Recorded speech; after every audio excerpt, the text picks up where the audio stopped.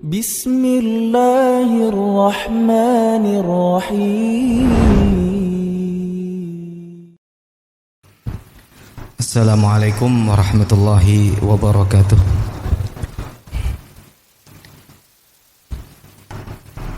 Innal hamdalillahi nahmaduhu wa nasta'inuhu wa nastaghfiruh wa na'udzu billahi min shururi anfusina wa sayyiati a'malina. Man yahdihillahu fala mudhillalah wa man yudlil fala hadiyalah. Asyhadu an la ilaha illallah wa asyhadu anna Muhammadan abduhu wa rasuluh. Allahumma salli wa sallim ala nabiyyina wa habibina wa qudwatina Muhammadin wa ala alihi wa sahabatihi wa man tabi'ahu bi ihsanin ila yaumiddin, amma ba'd. Ikhwah sekalian serta akhwat yang hadir pada kesempatan sore hari ini, mengawali perjumpaan kita, mari kita panjatkan syukur kita kepada Allah atas segala karunia yang telah diberikan kepada kita. Dan di sore hari ini alhamdulillah antum keluar dari tempat kerja yang barangkali masih terasa ya capeknya. Allah memberikan kemudahan kepada antum untuk bisa hadir di majelis seperti ini, bukan untuk istirahat, tetapi untuk memutar otak gitu. Tadi habis berputar otak, sekarang diputar lagi. Cuma bedanya kalau tadi konsentrasinya full, kalau sekarang konsentrasinya gak kalah full insyaallah ya. Iya. Beda posisi. Ya, sekarang antum duduk mendengarkan. Nah, ini kadang duduk dan mendengarkan nih banyak godaan.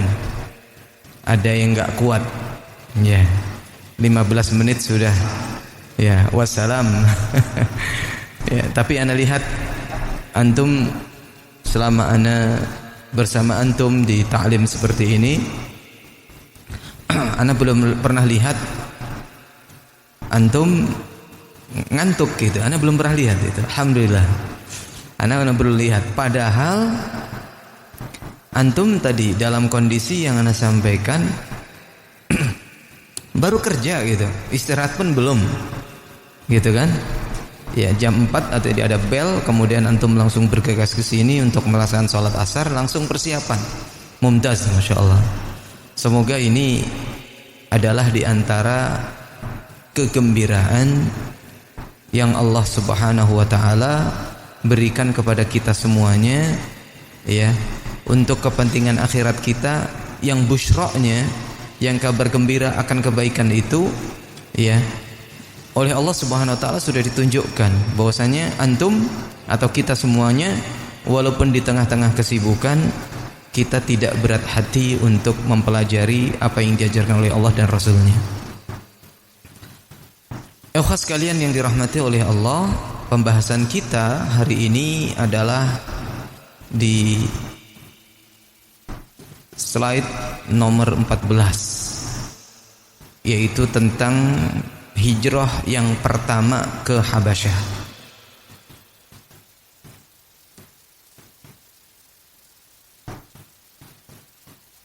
Kita sering ya mendengar tentang kisah hijrahnya Nabi sallallahu alaihi wasallam bersama para sahabatnya ke Madinah.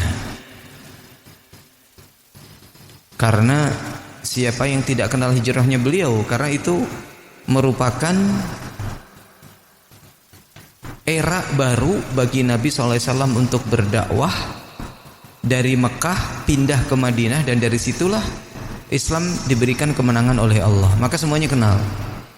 Sehingga hijriah pun penanggalannya dimulai dari hijrahnya Nabi SAW, bukan dari awal Nabi SAW diutus. Kalau Masehi kan dihitungnya dari kelahirannya Isa. Ya tentu dengan segala, mungkin banyak juga perbedaan pendapat. Tapi itu kan hasil penelitian. Selama hasil penelitian itu belum ada yang membantah, ya maka itu yang terpakai. Gitu. Sehingga selisih antara Isa dan Rasul sallallahu alaihi wasallam itu jauh. Ya. 2024 berarti itu hitungan Isa lahir. Kalau 1445 itu berarti dari hijrahnya Nabi.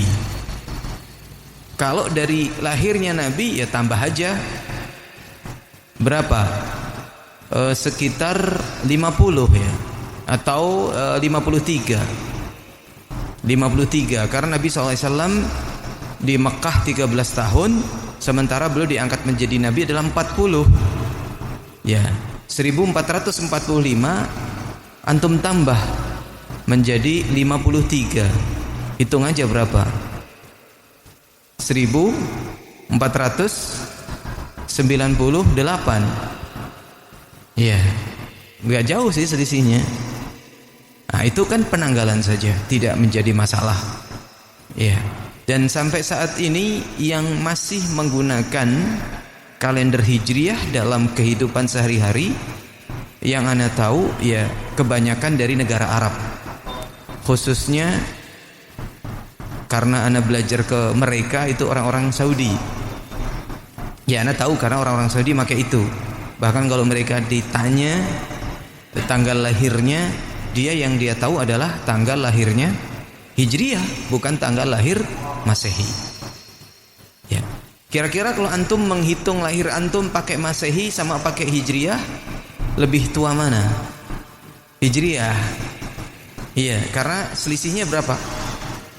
Antara tahun hijriah sama Masehi 11 hari, 11 harian sekitar itu. Ya. Sekalian yang dirahmati oleh Allah Subhanahu wa taala, selain hijrah yang kita kenal, hijrahnya Nabi bersama para sahabatnya dari Mekah ke Madinah, di sana ada kisah hijrah yang lain, yaitu hijrah ke Habasyah. Habasyah itu ya tepatnya Ethiopia ya. Ethiopia. Sebenarnya ada peta sih. Coba nanti kita bukakan kalau internetnya jalan ya. Ana lupa tadi. Kalau internetnya jalan nanti kita bukakan. Ya.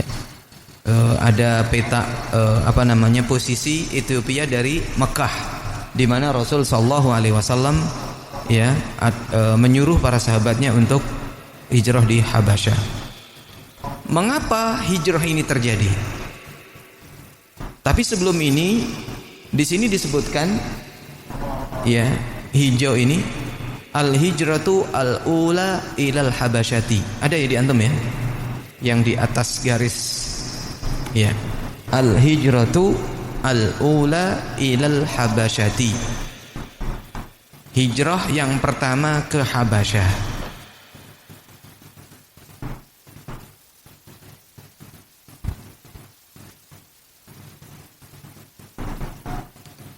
Kalau disebut pertama berarti ada apa? Kedua. Sehingga kalau kita hitung proses hijrah itu ada 3 di dalam sirah nabawiyah itu. Ada hijrah yang pertama ke Habasyah, hijrah yang kedua juga ke Habasyah, Ethiopia. Hijrah yang kedua adalah ke Madinah ke Madinah Al-Munawwarah. Ya. Hijrah pertama, kedua Nabi nggak ikut. Yang hijrah adalah para sahabatnya saja. Tetapi ketika hijrah ke Madinah, itulah Nabi SAW, seluruh kaum muslimin tidak ada satupun yang tertinggal, kecuali kisahnya Zainab putri Rasul SAW yang tertahan karena suaminya masih kafir. Gitu. Nanti ada kisah tersendiri pada saat kita membahas tentang hijrahnya Nabi, dan itu masih panjang perjalanan untuk kita pelajari menuju hijrahnya Nabi sallallahu alaihi wasallam. Nah, mengapa hijrah ini terjadi? Mengapa ke Ethiopia? Ada apa di sana? Itu. Pertama, ini terkait dengan apa yang kita pelajari sebelumnya.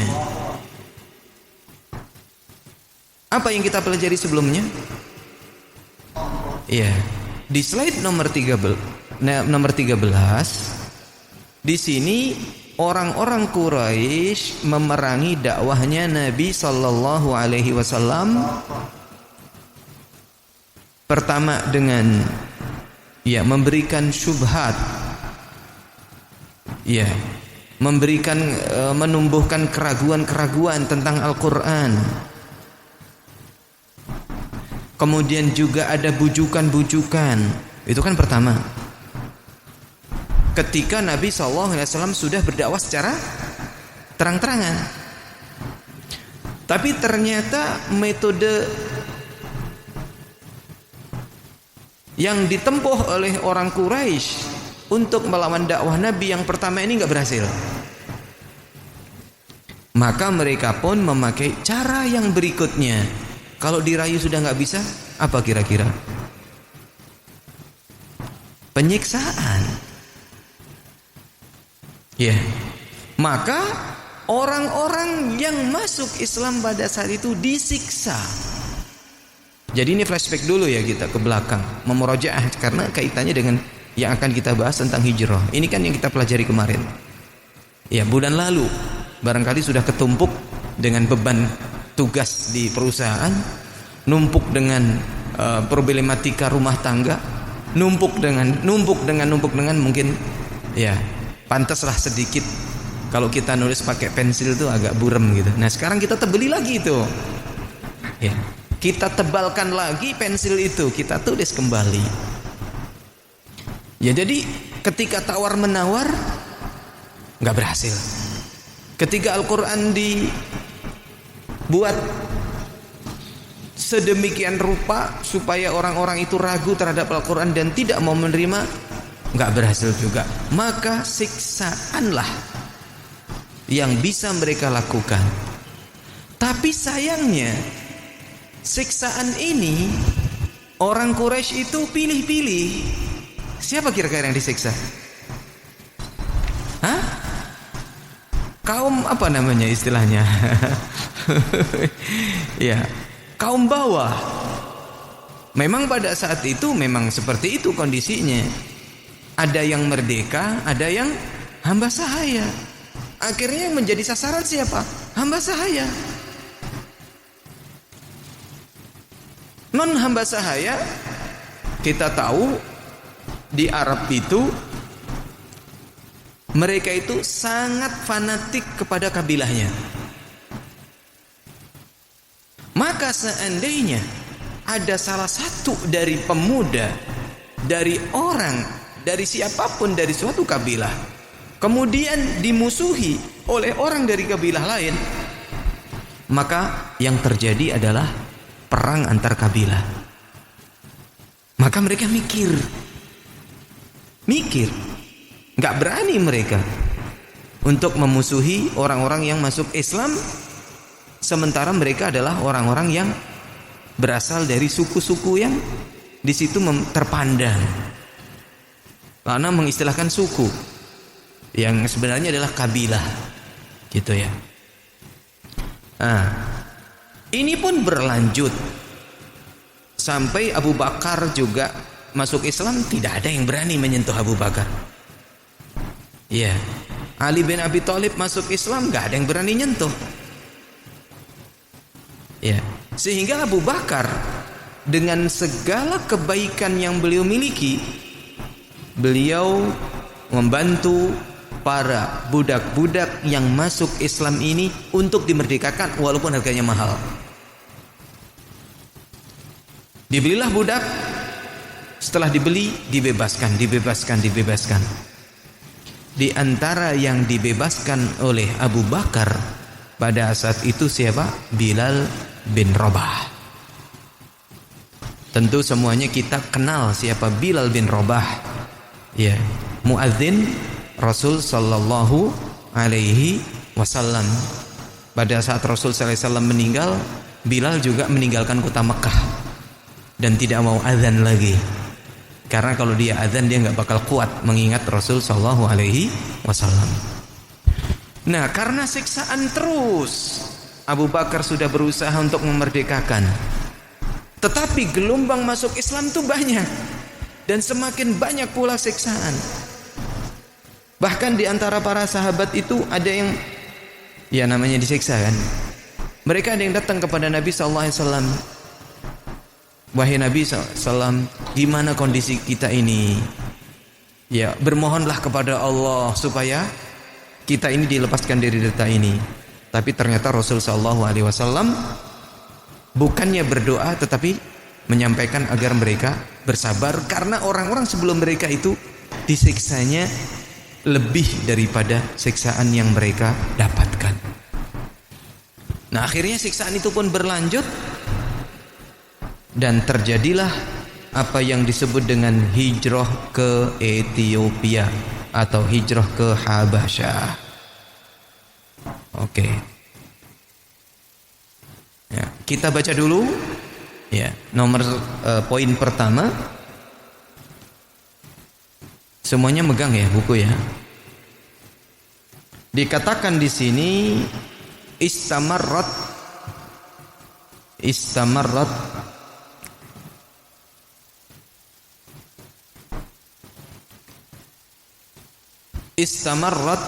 Quraisyun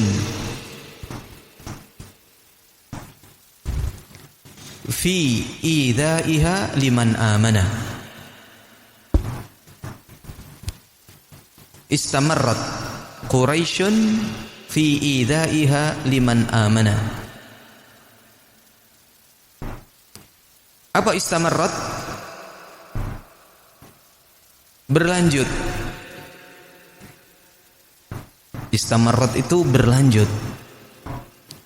Siapa yang berlanjut? Quraisyun, orang-orang Quraisy. Fi, di dalam, idzaiha, menyiksa,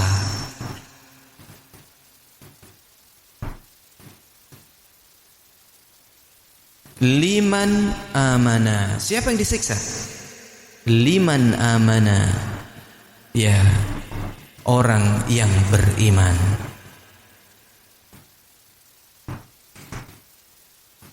Quraisy terus menyiksa orang yang beriman. Wastaddat, ya, dalnya di tasdid itu. Wastaddat al-fitnatu ala sahabah.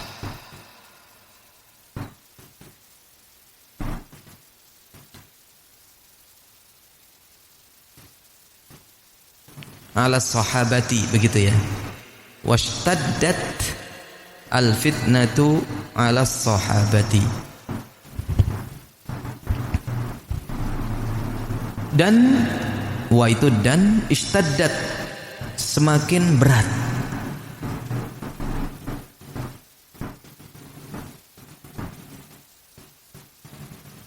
Al-fitnatu, fitnah, ala sahabati, menimpa. Ala itu menimpa, kita artikannya. Ala itu artinya di atas. Kita artikan di sini menimpa. Menimpa siapa? As-sahabati, para sahabat.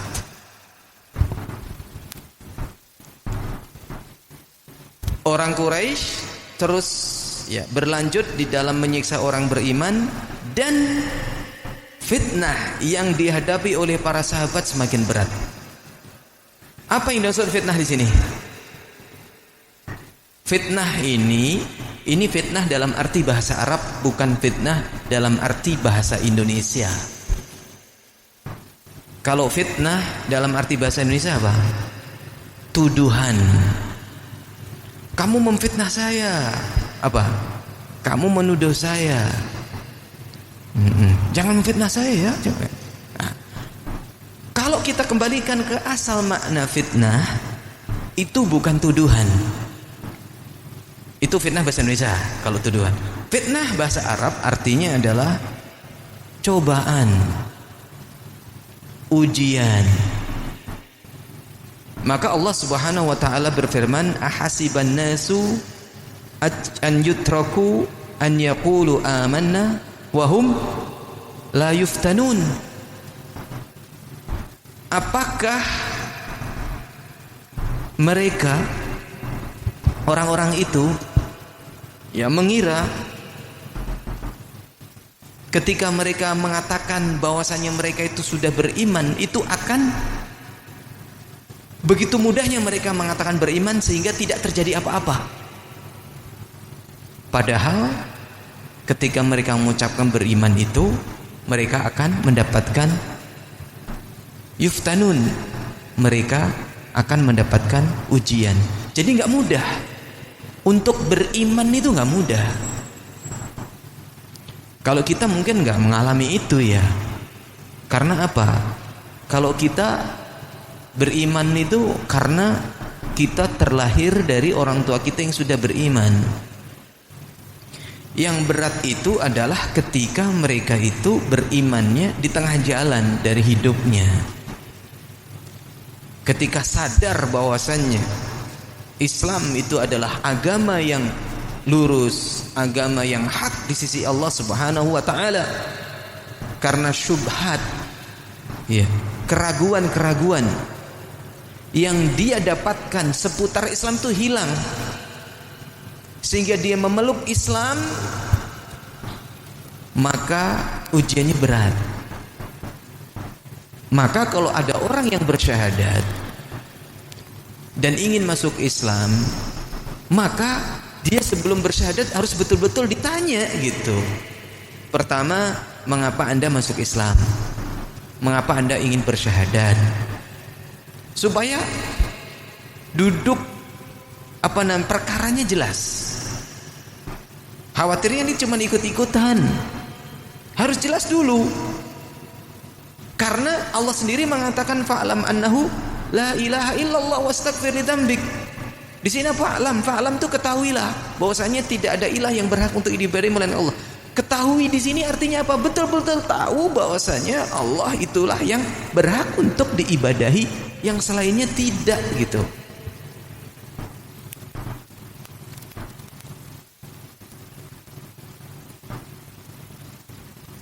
Mengesahkan Allahnya itu.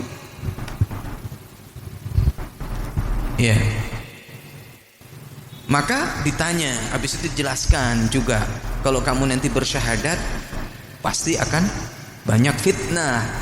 Fitnah apa yang maksud? Ujian. Dan ujian yang pertama kali dari keluarga, siapa lagi?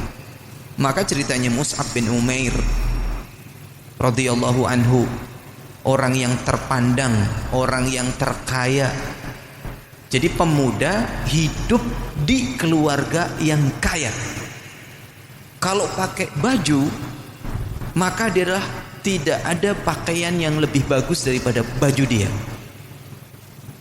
Kalau pakai parfum, tidak ada parfum yang melebihi wanginya parfum yang dia pakai.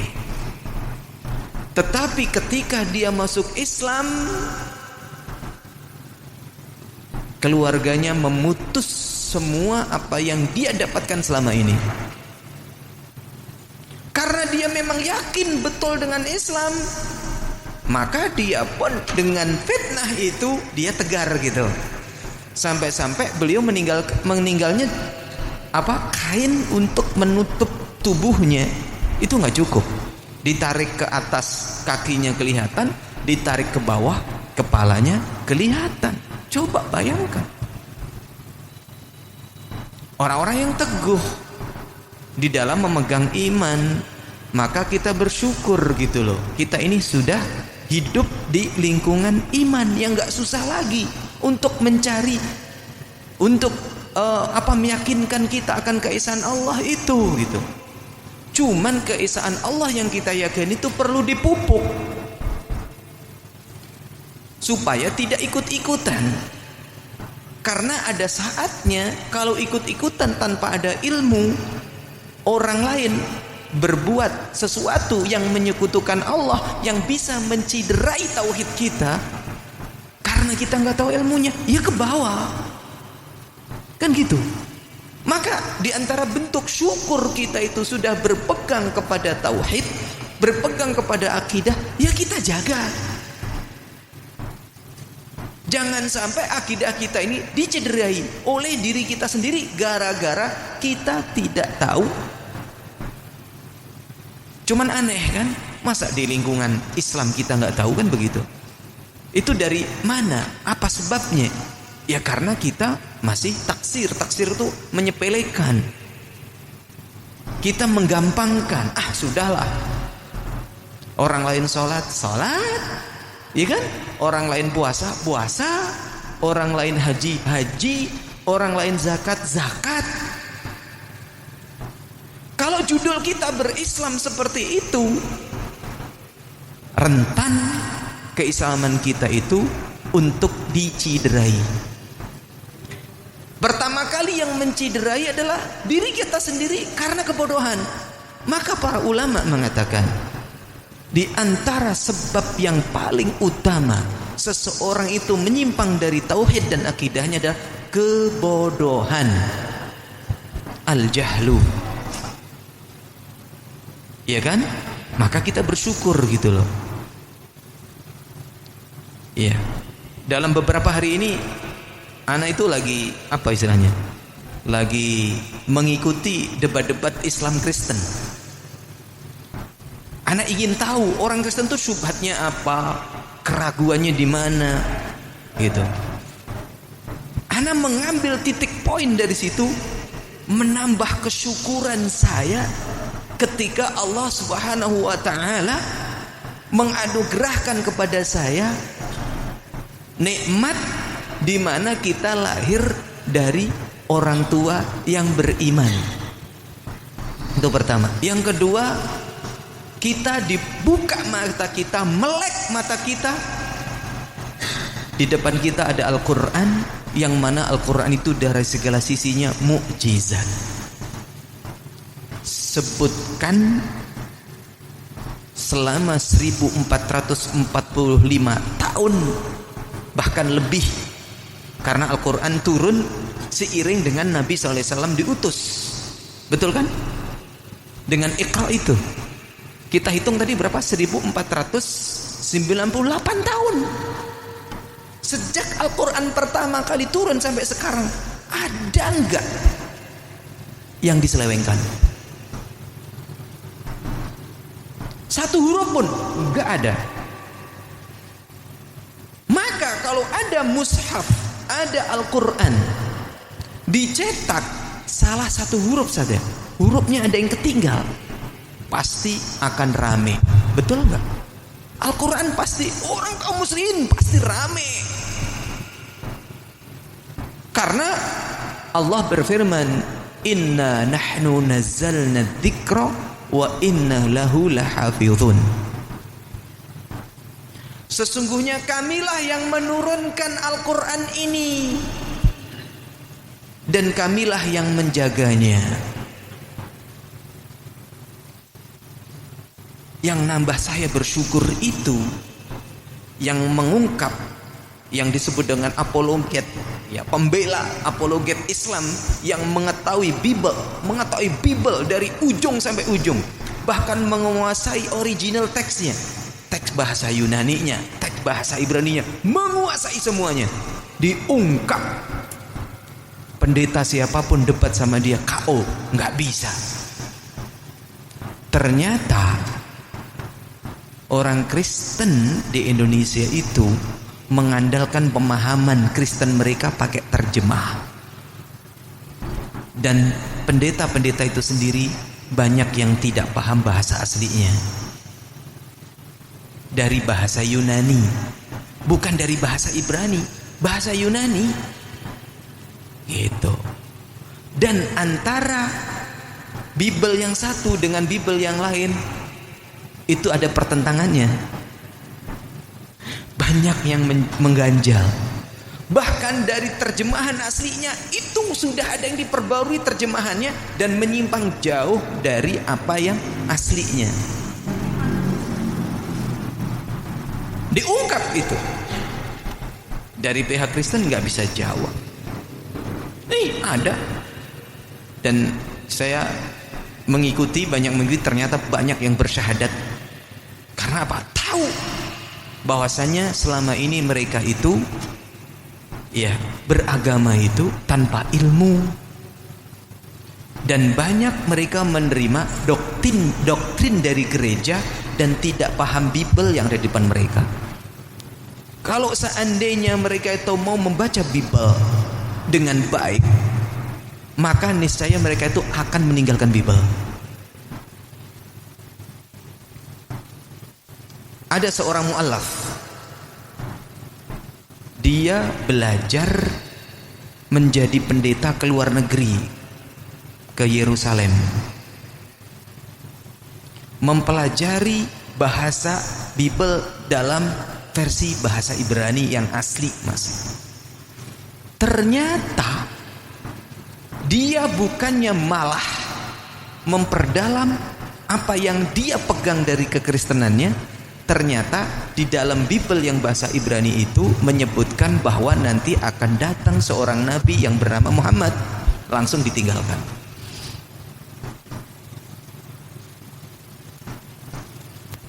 Dan ada lagi, dia mau menjadi pendeta tingkat internasional. Diajak oleh seniornya untuk mempelajari Bible yang asli. Pendeta seniornya ini mengatakan kepada dia, sebenarnya agama yang benar itu adalah Islam. Maka kalau kamu mau tinggalkan Kristenmu, pelajari Islam. Enggak begitu lama, yang mengatakan tadi pendeta seniornya tadi bunuh diri minum racun. Ya mungkin sudah terlalu tinggi kedudukannya, dia malu untuk menyatakan Islam di hadapan jamaahnya, ya kan?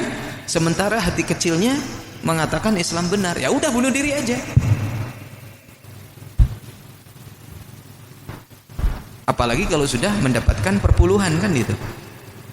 Ya, dan perpuluhan itu memang ada gitu. Perpuluhan itu ada. Mengapa orang Kristen itu terlena dan tidak mau mempelajari Bible? Mereka cukup datang hari Minggu ke gereja mengikuti khotbah. Dengan seperti itu sudah menjadi Kristen yang taat. Karena apa? Dengan bayar 1/10 dosa selesai.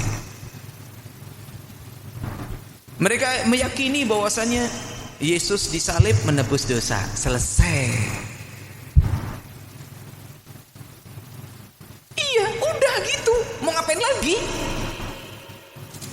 Jadi seakan-akan kalau Anda dekatkan itu hampir sama dengan sekte dalam Islam yang disebut dengan Murji'ah. Pemahaman Murji'ah itu siapa saja yang bersyahadat maka dia Islamnya sempurna walaupun dia berbuat dosa, walaupun dia mencuri, walaupun dia berzina, tidak mempengaruhi imannya sama sekali. Imannya tetap sempurna. Nah, kalau Kristen yang penting bayar 1/10 udah selesai. 1/10 udah selesai. Ya. Baik, kita kembali ke sini. Wastaddat al-fitnatu 'ala sahabati. Dan semakin berat fitnah yang dihadapi oleh para sahabat, yang menimpa oleh para sahabat. Kita lanjut. Fa'adzina lahum.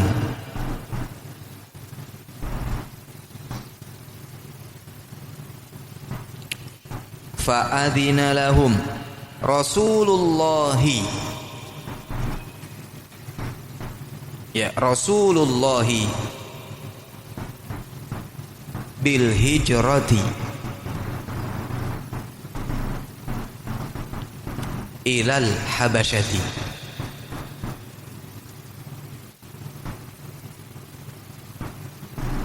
Ya. Fa'adzina lahum, maka mengizinkan untuk mereka. Siapa yang mengizinkan? Rasulullah. Maka mengizinkan untuk mereka Rasulullah SAW. Untuk apa? Bil hijrati, untuk berhijrah. Kemana? Ilal Habasyati, ke Habasyah.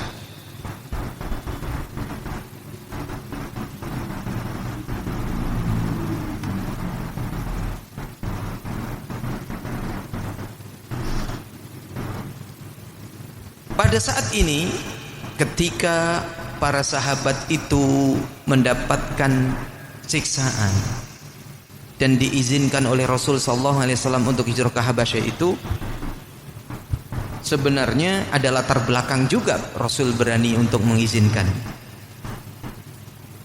Di antaranya adalah saat itu surat Al-Kahfi surah turun. Ada apa di dalam surat Al-Kahfi? Ada apa kaitannya dengan hijrah? Apa sih surat Al-Kahfi itu? Apa Al-Kahfi itu artinya apa? Goa. Goa apa gua? Goa.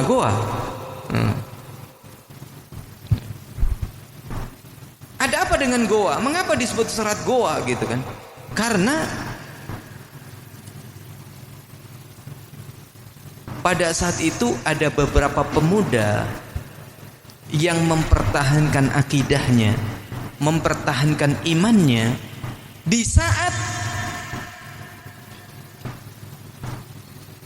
orang-orang yang beriman mendapatkan siksaan.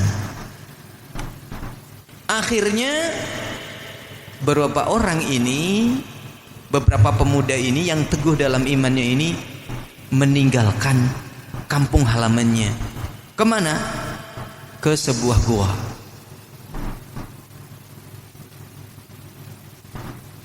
Wa idzi tazaltumuhum, ya, wa ma ya'buduna min dunillah. Ketika kalian i'tizal, memisahkan diri dari mereka, orang-orang yang kafir itu, dan kalian meninggalkan apa yang mereka sembah selain Allah, fa'u ilal kahfi yanshur lakum rabbukum mir rahmatihi, ya, maka pergilah kalian ke goa, maka Allah Subhanahu wa taala akan menolong kalian dengan penuh kasih sayangnya.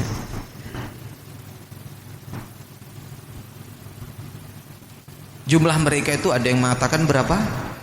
5, ada yang mengatakan 6, ada yang mengatakan 7, ada yang mengatakan 8 gitu. Ya, antara itulah. Sementara mereka bertahun-tahun di gua itu, ya, tidak pernah keluar, dan Allah menolong mereka. Kalau miring ke kalau mereka itu ketika matahari dari timur dan dari barat tuh mereka oleh Allah dibolak-balik tubuhnya supaya terkena sinar matahari dari lubang gua itu. Dalam kondisi mereka tertidur selama bertahun-tahun, sampai suatu saat mereka terjaga dan mereka terasa lapar, dan sebagian dari mereka ingin belanja, ingin mencari makan lah, belilah gitu ya. Pas keluar mereka berusaha untuk beli, uang yang mereka pakai nggak laku. Berarti berapa tahun? Periode berlakunya uang itu berapa tahun coba? Bayangkan. Sudah ganti berapa pemerintahan? Berarti kan udah lama banget. Berapa di surat Al-Kahfi itu berapa tahun itu?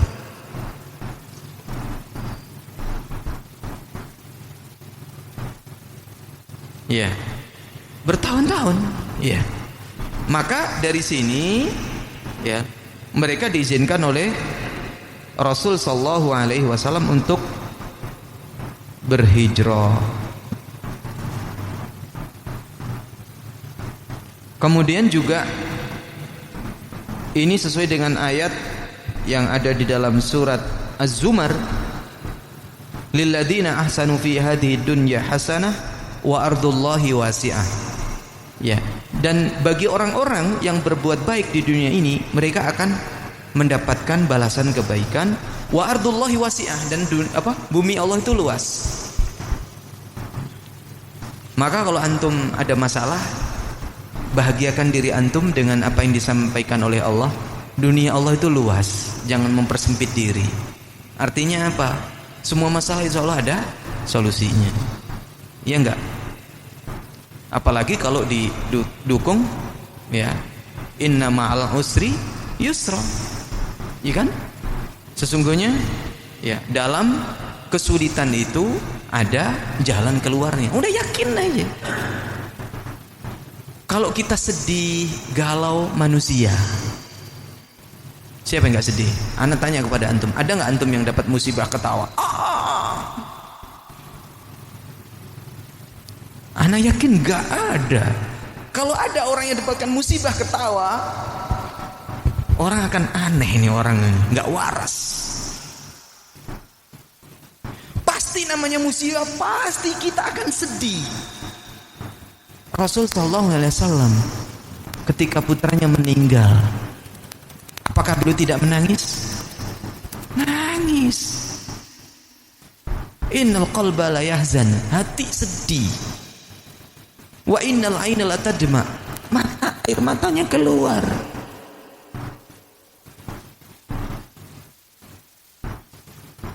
Kata beliau begitu, tetapi saya tidak mengatakan sesuatu kecuali apa yang diridhai oleh Allah. Kalau orang Jawa bilang ojo misuh-misuh, tahu nggak? Jangan apa itu misuh itu apa bahasa Indonesia? Siapa yang dari Jawa? Yang kebun binatang keluar semua itu. Nah itu apa itu? Ngumpat. Ngumpat itu bukannya ngumpat itu ya. Mungkin ngumpat itu mana luas ya. Dia mendapat musibah yang keluar kebun binatang. Mengapa tidak mengatakan astagfirullah? Faqultu astaghfiru rabbakum innahu kana ghafara yusri sama alaikum midra wa yumdidkum bi amwalin wa banin wa yaj'al lakum jannatin wa yaj'al lakum anhara. Beristighfarlah kalian, dengan istighfar itu kalian akan mendapatkan banyak kenikmatan dari Allah Subhanahu wa taala. Tadi disebutkan diturunkan air hujan, kemudian diberikan anak, diberikan harta. Diberikan anak itu jangan selalu konotasinya anaknya lahir lagi. Luas daripada apa yang kita pahami. Apa?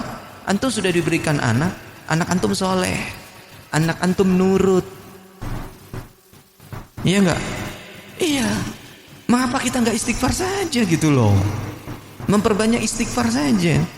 Memperbanyak tasbih, kita semakin mendekatkan diri kepada Allah Subhanahu wa taala. Antum enggak tahu kekuatan doa. Dan kita enggak boleh putus asa. Allah tidak akan bosan sebelum kita bosan kepada Allah Subhanahu wa taala dalam berdoa.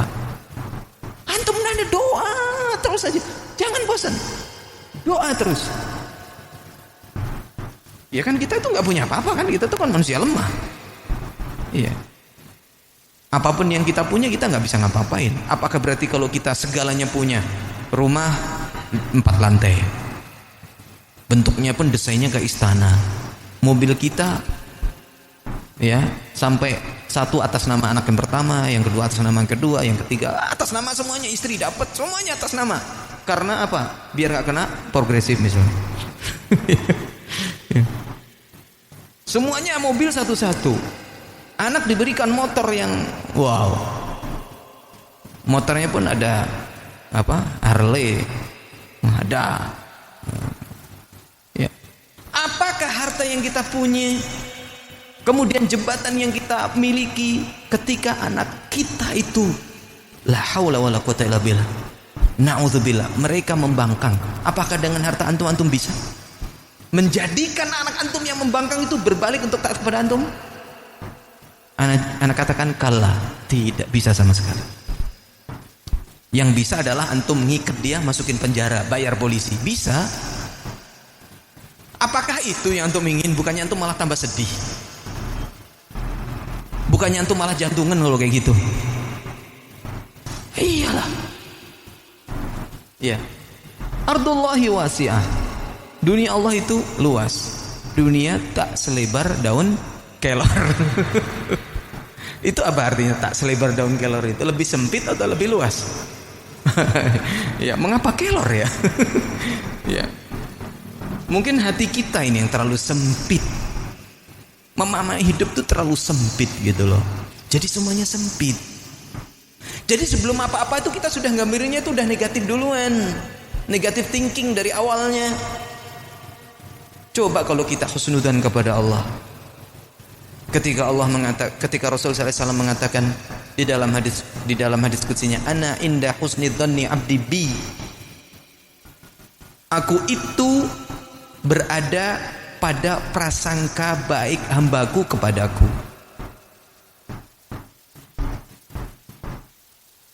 Kalau motivator pakai hadis ini, oh masya Allah itu. Iya. Jadi antum kalau motivasi dari Al-Quran hadis aja tuh, masya Allah gitu. Kalau antum gali. Gitu. Iya. Kembali kepada masalah hijrah ini, maka Rasul Shallallahu Alaihi Wasallam mengizinkan para sahabatnya untuk hijrah ke Habasyah. Kemudian poin yang kedua, selanjutnya ini diceritakan siapakah yang hijrah. Enggak semua sahabat hijrah. Apalagi sahabat-sahabat yang tidak tersentuh oleh tangannya orang-orang Quraisy. Kita baca dulu kharajat.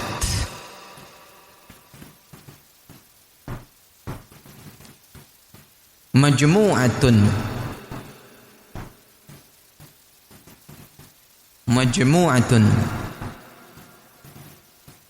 mubarakatun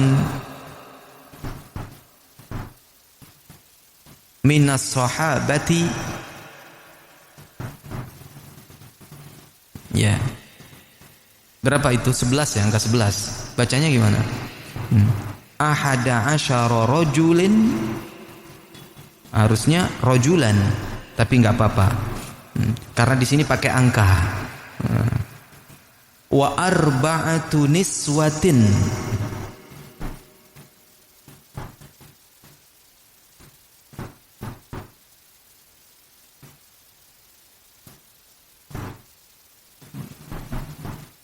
Mutawajjihina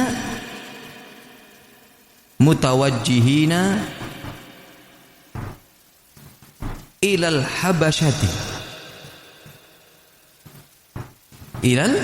habasyati fi awwali hijratin fil islami. Ya, kita sampai di situ dulu. Kharajat, apa arti kharajat? Keluar.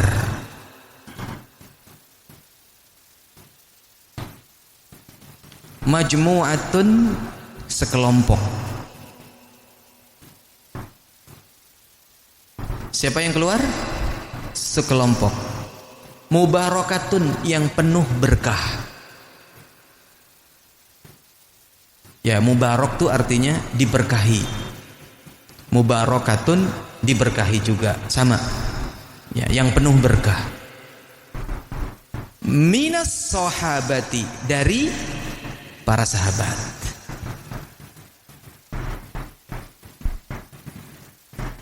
Yang berjumlah berapa? 11. Rojul itu laki-laki. Wa arba'atu niswatin, dan 4 perempuan. Jadi totalnya berapa? 15.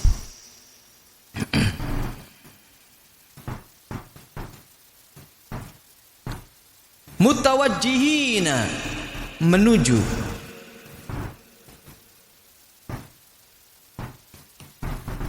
Ilal habasyati, ke Habasyah atau Ethiopia. Fi awwali hijratin, pada peristiwa awal hijrah. Maksudnya awal hijrah adalah hijrah pertama kali gitu ya.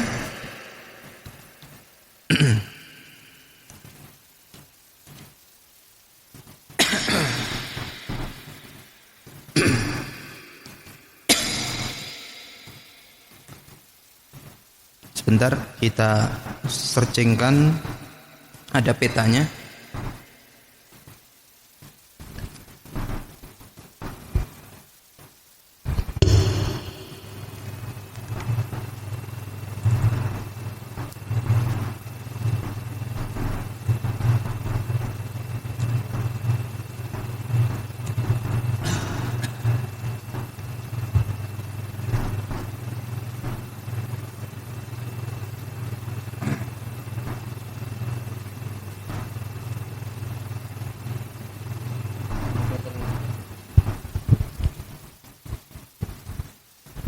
Ternyata harus daftar sebentar.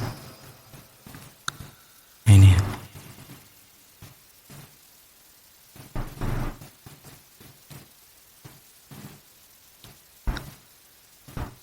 Kelihatan ya? Harus masuk Facebook, sementara Anda nggak punya Facebook. Ya. Taunya cuma WA aja nih. Ya, sebelum itu kita selesaikan dulu tadi fi awwali hijratin fil Islam. Pada peristiwa hijrah pertama dalam Islam. Ya.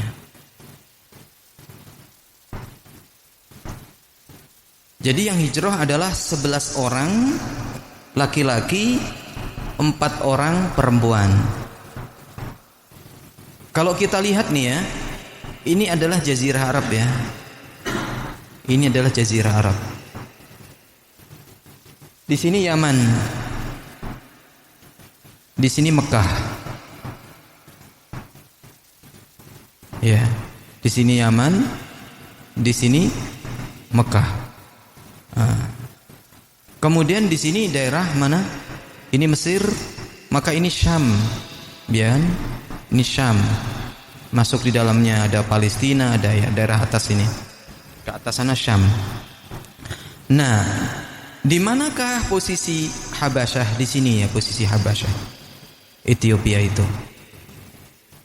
Sehingga kalau mau hijrah dari Mekah ke Habasyah, maka dia harus nyebrang laut.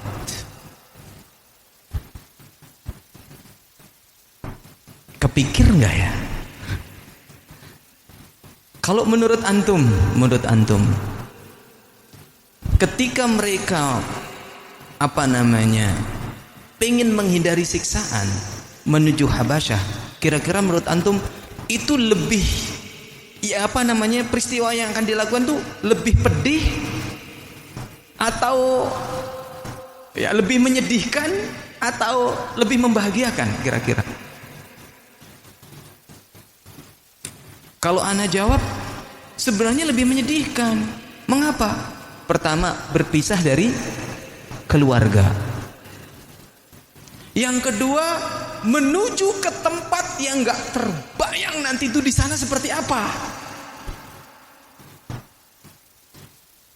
Luar negeri loh. Luar negerinya bukan sekedar antum kemana itu. Luar negeri, dan perjalanannya nggak kayak kita pakai pesawat. Ana dengar katanya sekarang ada yang umroh pakai kapal laut ya. Ada yang nawarin, pernah dengar tuh katanya ada umroh pakai kapal laut gitu. Iya. Perjalanannya berapa? Iya. Nah, iya, belum terbayang. Kemudian harus menyeberangi laut. Apa yang terjadi di laut? Kemudian mereka harus mengeluarkan uang juga. Belum nanti sampai di sana ditolak. Iya. Belum sampai di sana nanti ditolak. Ya. Tetapi Rasul sallallahu alaihi wasallam ketika menganjurkan untuk hijrah ke Ethiopia ini, beliau tahu, beliau paham.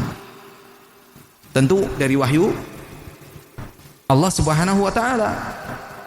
Beliau mengatakan begini, "Lau kharajtum ila ardil habasyah fa inna biha malikan la yudlamu indahu ahadun wa hiya ardu sidqin hatta yaj'alallahu lakum farajan mimma antum fi." Seandainya kalian tuh hijrahnya ke Habasyah, sesungguhnya di Habasyah itu dikuasai oleh seorang raja. Siapapun yang berlindung kepada raja itu, maka dia tidak pernah mendapatkan kedzaliman sama sekali. Tidak pernah dizalimi sama raja itu.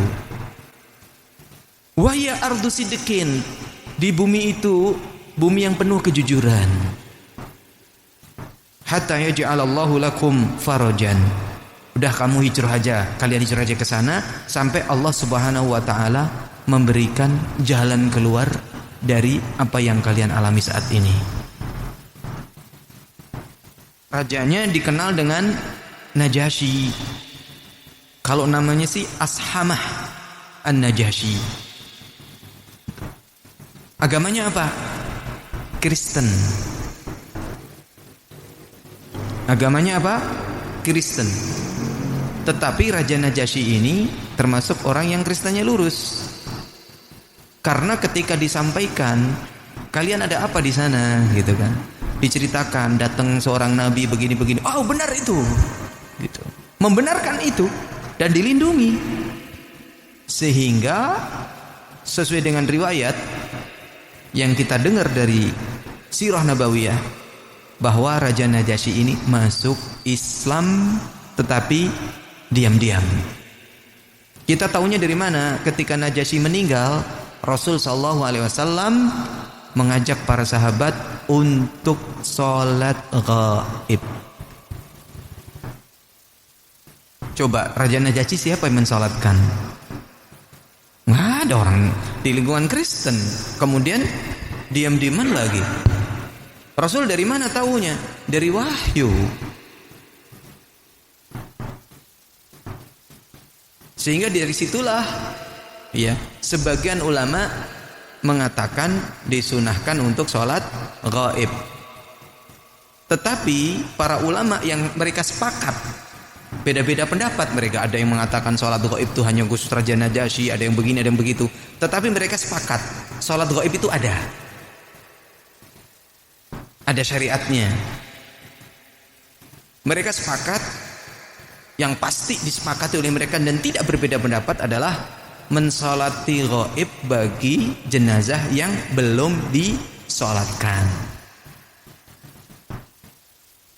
Contohnya tenggelam yang nggak ketemu, sholat ghaib. Iya. Kemudian apalagi tuh? Yang la haula wala quwata illa billah, banjir lahar kayak kemarin itu di Sumbar. Iya. Yang sampai sekarang masih itu kan susah itu yang tanah datar dan sebagainya, sekitar situ banyak yang meninggal tertimbun belum ketemu, sholat ghaib. Karena kita nggak tahu kapan ketemunya, sholat ghaib. Gitu. Kemudian kalau ada kasusnya kayak Raja Najasyi gitu, maka itu juga sholat ghaib. Adapun yang lainnya misalkan ada ulama yang meninggal di mana, kemudian kita sholat ghaib di sini misalnya, boleh nggak? Itu perbedaan pendapat ulama. Sebagian yang mengatakan boleh, sebagian enggak. Karena alasannya yang boleh itu kita boleh mensolatkan ghaib bagi para orang-orang yang memang memiliki kedudukan ilmu di dalam Islam. Itu katanya seperti itu. Ya, kita terlepas dari situ, ya, maka ya yang kita lakukan yang disepakati ulama saja. Kalau memang belum ada yang mensolatkan, ya maka solatnya adalah solat ghaib. Ya, baik.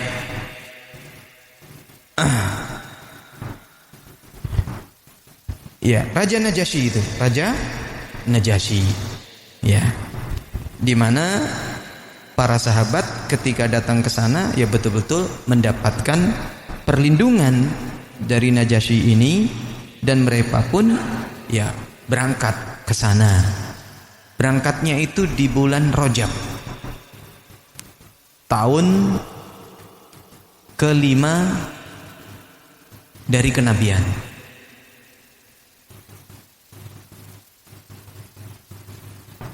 Kita hafal nggak bulan Hijriah? Habis Rajab apa? Sya'ban.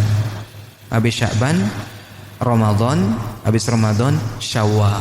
Yang pasti kita hafal adalah Ramadan dan Syawal. Ya, agak geser dikit Dzulqa'dah, karena akan ketemu apa? Dzulhijjah. Ya nggak apa-apa lah, sepertiganya hafal. Ramadan, Syawal, Dzulqa'dah, Dzulhijjah. Sepertiga kan? Kan bulan ada 12. Kalau 4 berarti sepertiga. Wa thulutsu katsir, sepertiga itu udah banyak katanya. Kita hafal 4. Setelah itu wallahu alam. Itu kan harus lihat kalender. Iya. Ya nggak harus hafal. Ya, kita kan mengetahuinya kan dalam rangka untuk beribadah kan. Untuk beribadah. Mengapa kita bulan Ramadan hafal? Ya beribadah. Kita mengapa Syawal hafal? Ya untuk beribadah juga. Iya kan? Di situ ada Idul Fitri, kita diharamkan untuk berpuasa. Itu kan kita mengagungkan Allah di situ, kan gitu. Kemudian ada Dzulqa'dah. Ya, itu agak setengah lengang gitu kan.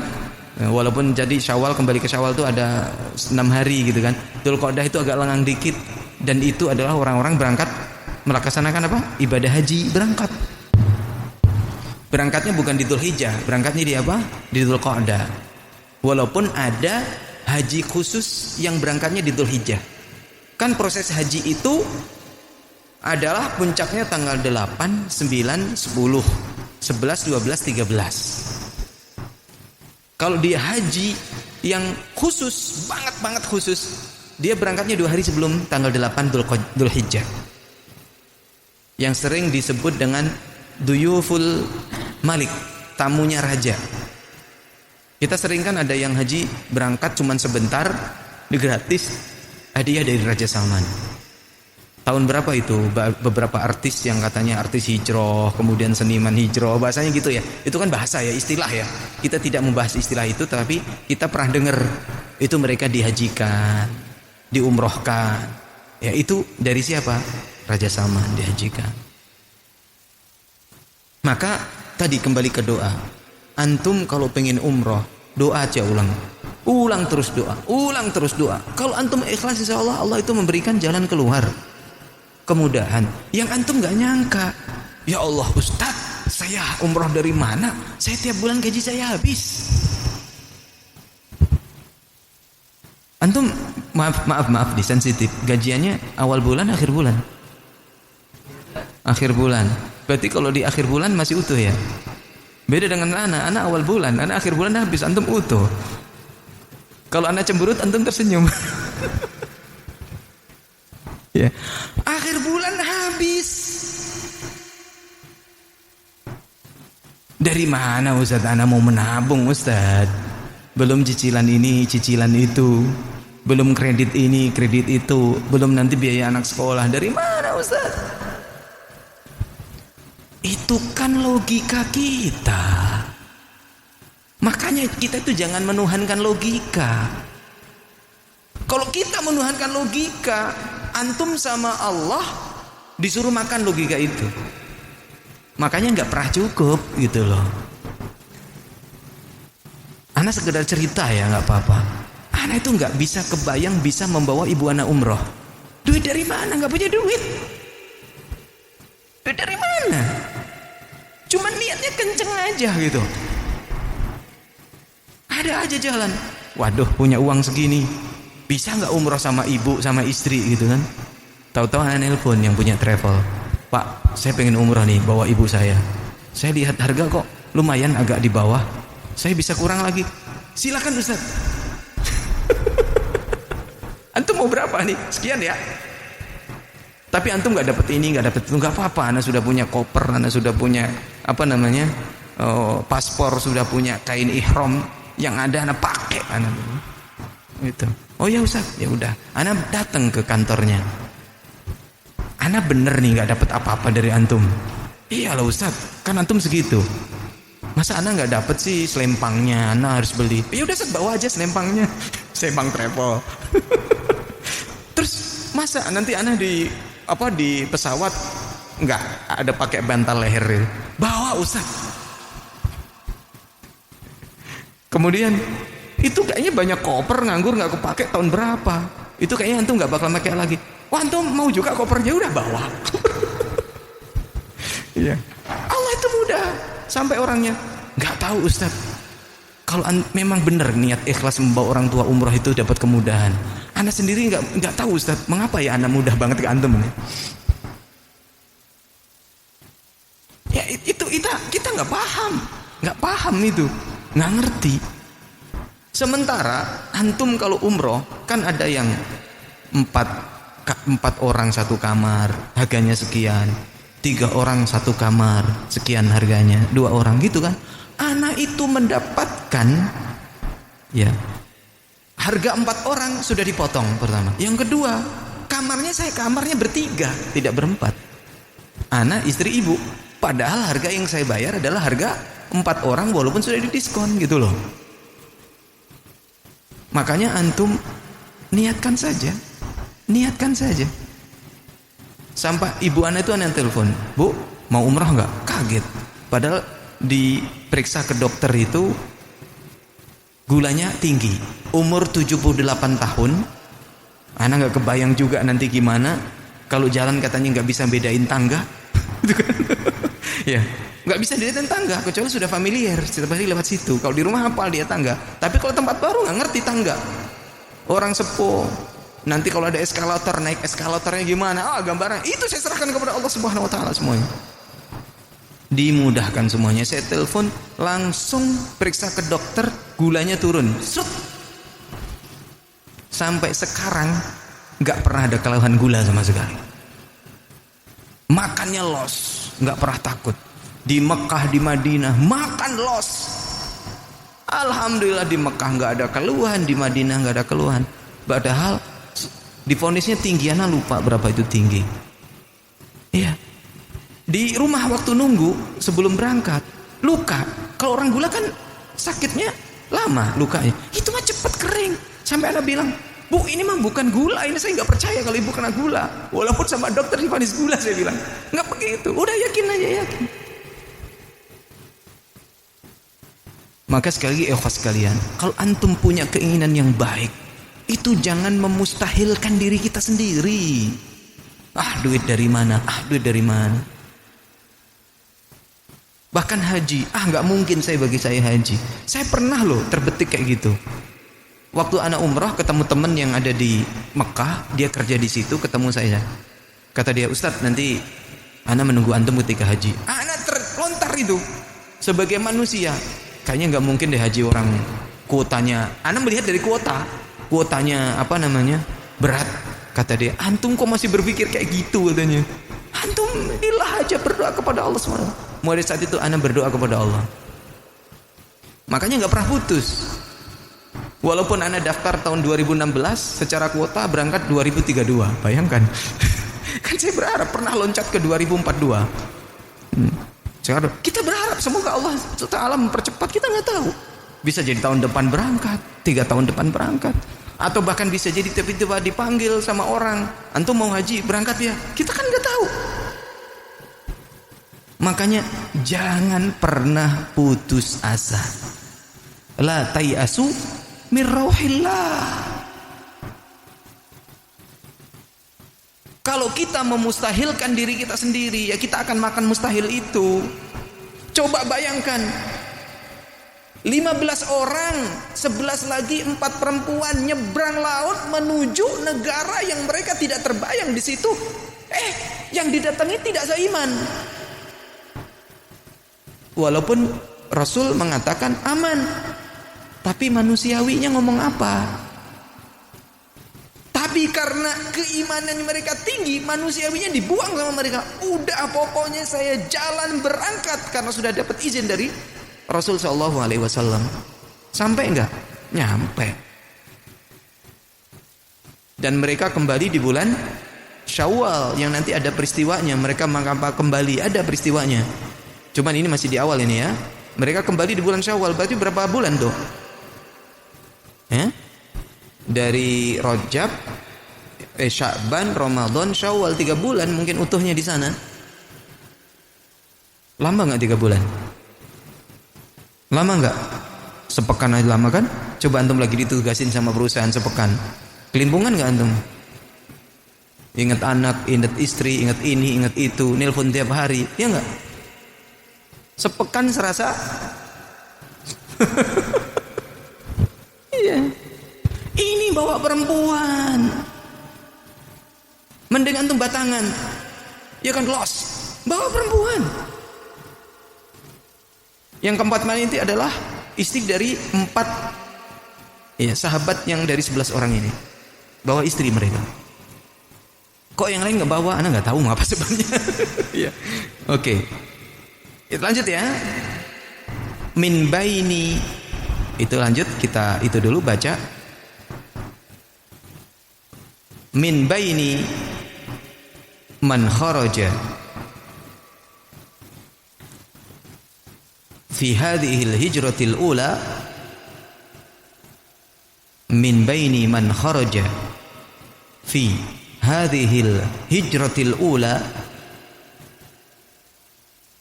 ila al-habasyati Utsman bin Affan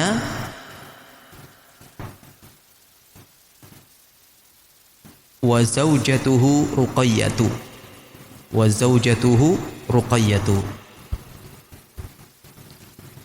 wa kana amiruhum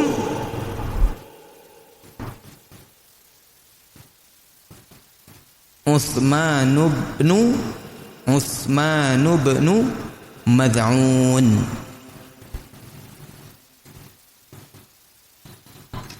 Azan ya. Gimana nih?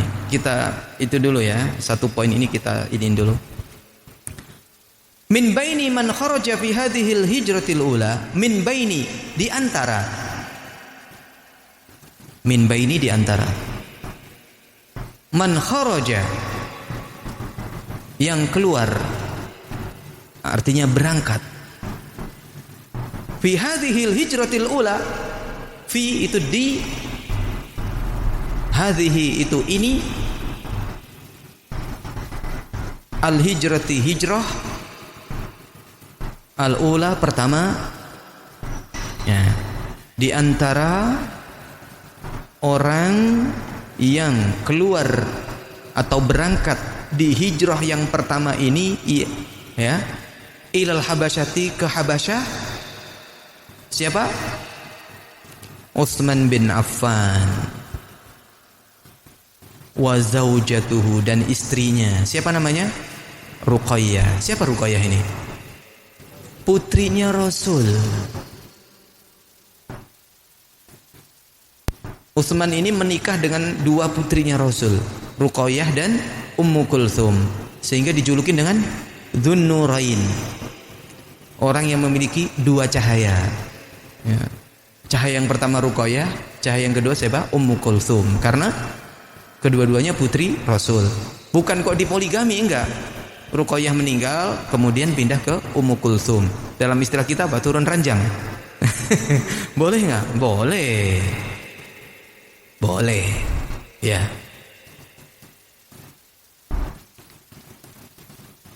Wa kana amiruhum, dan pemimpin mereka pada saat itu, amir safarnya. Ini sunnah ya, kita disunnahkan kalau safar 3 orang ke atas, dianjurkan, disunnahkan untuk memilih amirnya, siapa yang memimpin. Karena kalau nggak ada yang memimpin nanti, walaupun 3 orang masing-masing punya ini, kalau berdebat kan pemimpin yang mengatakan, kelihatannya sepele, tapi ternyata itu pendidikan Rasul SAW di dalam bagaimana kita memanage. Maka sebagian orang-orang ahli manajemen pakai dasar ini. Semuanya harus, ya semuanya pentingnya manajemen, ilmu manajemen itu. Ada pemimpin, ada yang dipimpin, kan begitu. Ya. Dan pemimpin mereka pada saat itulah Utsman bin Mad'un. Baik ikhwah dan akhwat sekalian, akan kita lanjutkan dari apa yang sudah kita bahas tadi, bahwa Rasul sallallahu alaihi wasallam mengizinkan sahabatnya untuk berhijrah menuju bumi Habasyah, yang mana rajanya adalah Raja Najasyi, yang siapapun meminta suaka kepada raja tersebut, maka tidak ada satu orang pun yang akan disia-siakan oleh beliau. Yang mana di akhir hayat dari Raja Najasyi ini, beliau ditetapkan oleh Allah Subhanahu wa taala sebagai seorang muslim. Kemudian jumlah yang hijrah adalah 15 ya. 11 laki-laki, 4 perempuan. Di sini disebutkan di antara yang hijrah, di antara yang hijrah itu adalah Utsman bin Affan beserta istrinya yang tidak lain merupakan putri Rasul sendiri. Ya mungkin Rasul berat ya. Ya. Putrinya sendiri harus berhijrah gitu. Ya, tapi karena demi agama, demi akidah, maka itu semuanya menjadi ringan. Siapa nabi yang hijrah sebelum Nabi Muhammad SAW? Yang meninggalkan tempat ya demi berdakwah, demi agamanya. Sebelum Rasul SAW, Ibrahim. Kalau Yunus meninggalkannya kan karena ada rasa keputusasaan, karena dakwahnya tidak diterima. Kalau Ibrahim, beliau meninggalkan dalam rangka meninggalkan kaumnya untuk mengatur strategi dakwah gitu. Ibrahim, ya, beliau tinggalkan Mesir, kemudian menuju mana? Ka'bah di Mekah. Kalau ini hijrahnya dari Mekah ke Habasyah, Mekah ke Madinah. Padahal dulu Mekah juga bumi hijrahnya Ibrahim. Baik.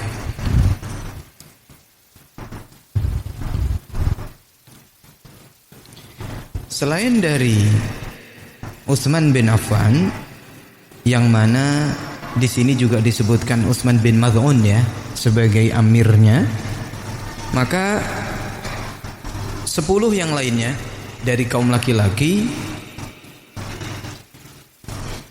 itu ada namanya Abu Hudzaifah bin Utbah bin Rabi'ah. Ya, Abu Hudzaifah bin Utbah bin Rabi'ah itu yang pertama. Selain Utsman bin Affan. Kemudian sahabat yang terkenal Az-Zubair bin Al-Awwam.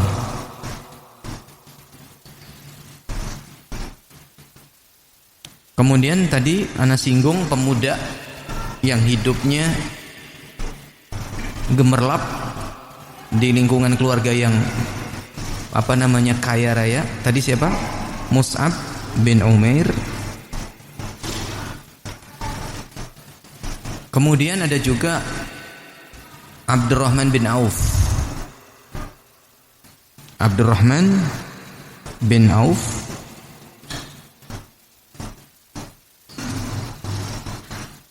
Kemudian Abu Salamah. Tahu ya Abu Salamah? Suaminya Ummu Salamah. Iya. Emang dikenalnya Ummu Salamah kan? Yang akhirnya Ummu Salamah menjadi istri Nabi SAW nantinya. Ya. Kemudian Utsman bin Maz'un yang sebagai amirnya. Kemudian ada Amir bin Rabi'ah. Ya. Setelah itu ada Abu Sabroh bin Abi Ruhmin. Ini kurang kenal kita ya, enggak familiar bagi kita. Suhail bin Baydha dan Abu Hatib bin Amr radhiyallahu anhum jami'an. Yang kita kenal tadi Utsman bin Affan, kemudian siapa? Abdurrahman bin Auf, Abu Salamah, Mus'ab, Zubair bin Awam. Dari 11 itu yang kita kenal dan sering muncul namanya 5 orang. Mus'ab dari kalangan orang kaya. Kemudian di sini ada Abdurrahman bin Auf yang nantinya ketika hijrah menjadi sahabat yang termasuk dari para sahabat yang terkaya. Sampai-sampai Abdurrahman bin Auf itu kalau buka batu itu dapat emas. Sebagai kiasan mudahnya rezeki yang diberikan Allah kepadanya. Padahal hijrah dia nggak bawa apa-apa. Hijrah dari Mekah ke Madinah nggak bawa apa-apa. Ya. Ketika ditawarin oleh orang Ansor, kamu mau kebun nggak? Saya punya 2 kebun. Kata dia nggak, saya nggak mau. Tunjukkan di mana pasar. Langsung ditunjukin pasar. jarak sekian waktu nikah karena sudah punya uang. Padahal sebelumnya juga ditawarin sama orang yang sama, kamu mau nggak saya punya istri dua, yang satu untuk kamu? Nggak mau juga. Akhirnya dia ke pasar, ya dagang, nikah, dan terus meningkat perdagangannya, dan orang-orang miskin di kota Madinah di cover kebutuhannya. Istri-istri Nabi ketika Rasul sudah meninggal dunia setiap tahun diberangkatkan ke Mekah, dan beliau membersamai juga. Masya Allah ya, Abdurrahman bin Auf itu ya saudagar. Maka perjuangan beliau pun gak mudah kan, ikut hijrah pertama ke Habasyah. Nah kisahnya yang perempuan belum disebut tadi ya. Yang perempuan disebut yang pertama Ruqayyah, istrinya siapa? Ya, istrinya Utsman bin Affan. Kemudian Sahlah binti Suhail,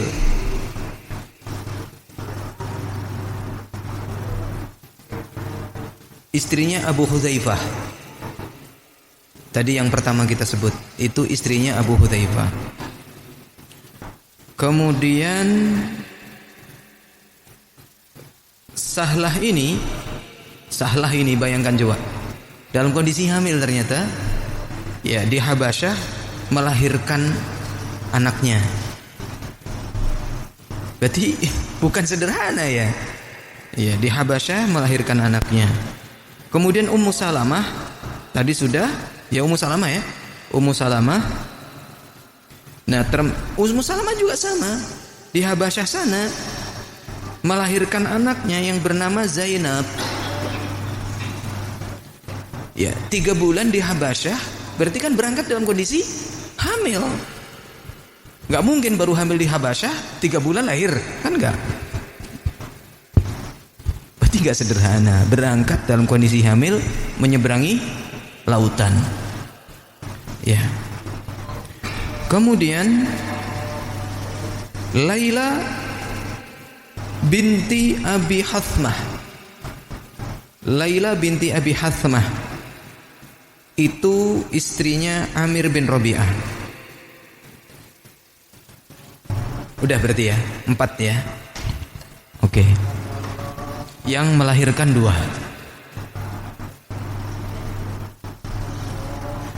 Mereka ketika hijrah ini juga nggak sederhana caranya. Mereka bersembunyi-sembunyi. Karena kalau sekali terdengar oleh orang kafir kalau mereka hijrah, otomatis akan ditahan. Mereka pun bersembunyi-sembunyi menuju ke laut dan bertemulah ya dengan perahu. Ya. Mereka ada yang naik kuda, naik unta, dan juga ada yang jalan kaki. Sampai di sana mereka ketemu dengan perahu ya untuk berdagang. Mereka numpang di situ dan mereka membayar dengan setengah dinar. Berapa setengah dinar itu kira-kira? Ya, 1 dinarnya 4 gram, 4,2 gram. Berarti setengahnya 2 gram, 2 gram lah gampangnya ya. 2 gram emas murni. Sekarang emas murni berapa? 1 juta ya, gampang ya. Karena kalau antum jual lagi ke Antam dapat potongan kan. 1 juta misalkan.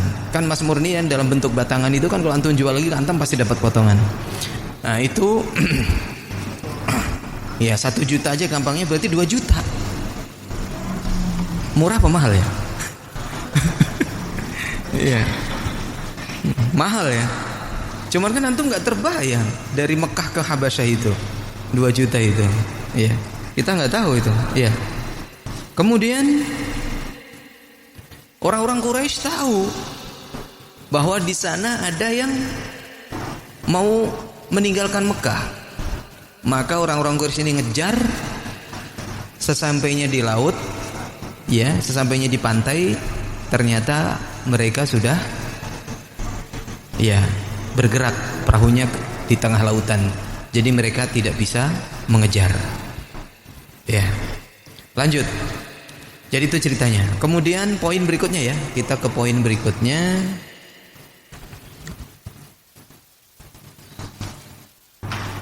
Nazalat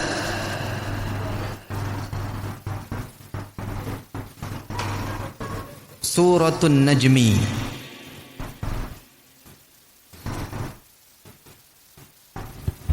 Nazalat Suratun Najmi. Wa qara'aha Rasulullah sallallahu alaihi wasallam bisautin alin indal ka'bata.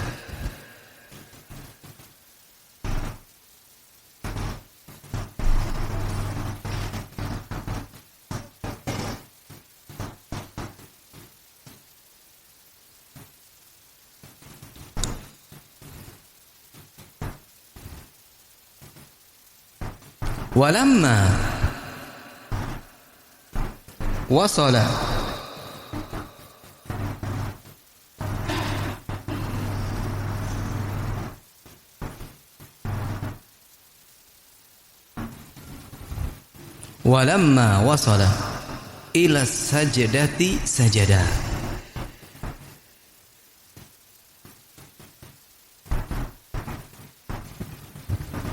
Wa sajada ma'ahu,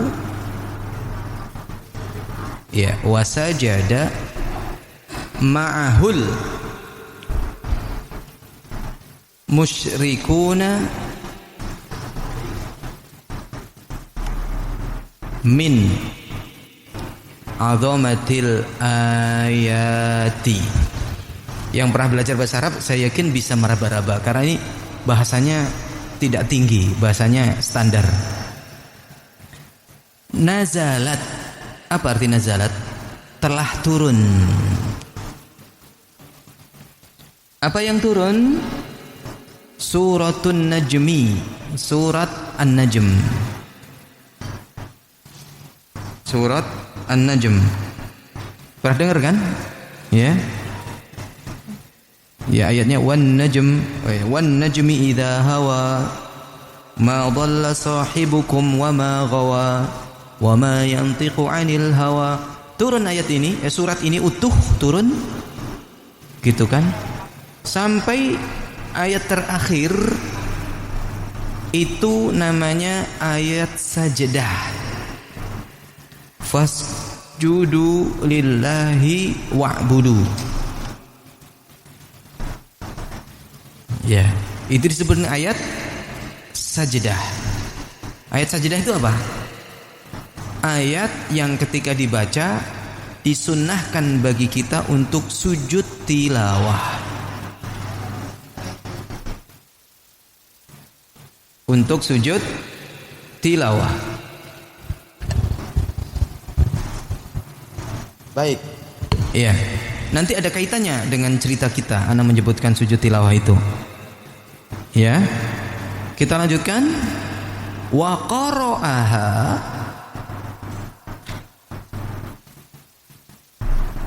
dan membacanya. Siapa yang membaca? Rasulullah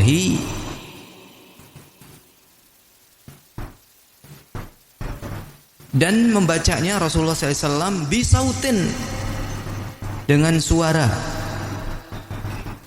alin. Apa alin? Tinggi.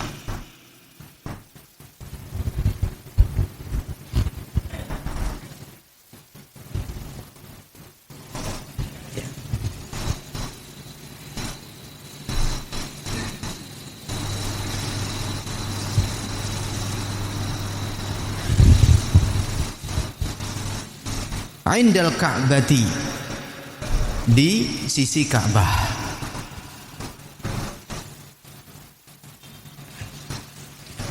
Dan telah turun surat An-Najm wan Najmi, ya.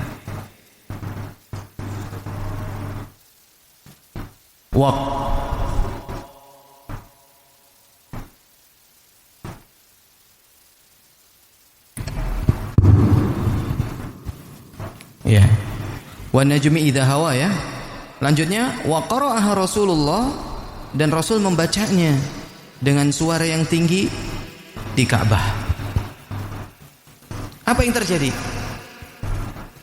Walamma wasala ila sajdati sajada. Walamma, dan ketika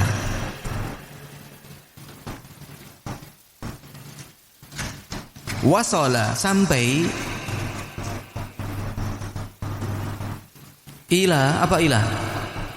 Ke as-sajdah, ayat sajdah, sajadah, Nabi sujud. Wasajada, dan bersujudlah. Dan ketika sampai ke ayat sajdah, Nabi bersujud. Ayat terakhir ya di surat An-Najm itu ayat sajdah. Wasjudu lillahi wa'budu. Ya. Tepatnya ayat yang ke-62. Wasajada, dan bersujudlah ma'ahu, bersama beliau. Siapa? Al-musyrikun, orang-orang musyrik. Min, karena, bisa berarti dari, ya, karena azamatil ayat, keagungan ayat-ayat. Jadi begini sebenarnya, orang musyrik itu kalau mendengar ayat Al-Quran dibaca oleh Rasul, mereka pasti akan langsung diam dan kagum, otomatis, karena mereka orang Arab, paham bahasa Arab. Jangankan mereka yang paham bahasa Arab, kita yang nggak paham bahasa Arab, kalau dibaca Al-Quran tersentuh nggak? Tersentuh. Nggak tahu artinya, tersentuh. Apalagi kalau yang bacanya indah, tersentuh. Ya. Nah, orang-orang ini tersentuh. Terus mengapa kok baru sekarang sujud ini? Karena baru sekaranglah mereka itu betul-betul mendengar dari Nabi SAW. Orang-orang musyrik ini ketika Nabi mengeraskan bacaan itu, Nabi membaca Al-Quran. Karena mereka terpengaruh, mereka terbawa emosinya. Dan ayat demi ayat mereka dengarkan. Maka alam bawah sadar mereka, ketika Nabi sujud, mereka ikut sujud. Ya, ini alam bawah sadar, terbawa. Makanya kalau antum bisa terbawa alam bawah sadar antum terhipno. Ya, ini terhipno ini. Ya, hipnotiskan orangnya yang menghipno. Ini terhipno sama Al-Quran. Alam bawah sadarnya terbawa oleh Al-Quran. Kalau hipno jangan konotasinya selalu negatif ya. Tidak selalu negatif ya. Ini terhipno, terbawa dengan apa yang dibacakan oleh Rasul sallallahu alaihi wasallam. Dulu kan pernah kita sebut ada sahabat Al-Walid bin Mughirah yang diutus oleh orang-orang musyrik untuk bertemu Rasul. Ketika Rasul membaca ayat Al-Quran, dia langsung terdiam, mengakui bahwasanya Rasul itu adalah orang yang membawa wahyu, mengajarkan kebaikan, dan dia kembali kepada orang musyrik. Setelah bertemu dengan mereka, balik lagi ke nol, berubah kafir lagi. Walaupun belum masuk Islam saat itu, tapi dia terbawa gitu. Tapi ketika sudah bergabung dengan teman-temannya, itu balik ke awal lagi karena kena pengaruh lagi. Ya akhirnya Al-Walid bin Mughirah ini gak masuk Islam juga. Ya. Mengapa kok mereka baru ngeh gitu? Karena selama ini yang tadi kita sebutkan bahwa orang-orang yang di situ tokoh-tokohnya itu selalu membuat dan menumbuhkan di hati orang-orang musyrik itu keraguan terhadap Al-Quran tadi kan. Syubhat-syubhat terkait Al-Quran itu disampaikan semuanya. Al-Quran itu adalah syair biasa. Kemudian perkataan dukun. Nabi Muhammad itu dibisiki oleh orang Yahudi ya, yang setiap hari didatengin sama dia.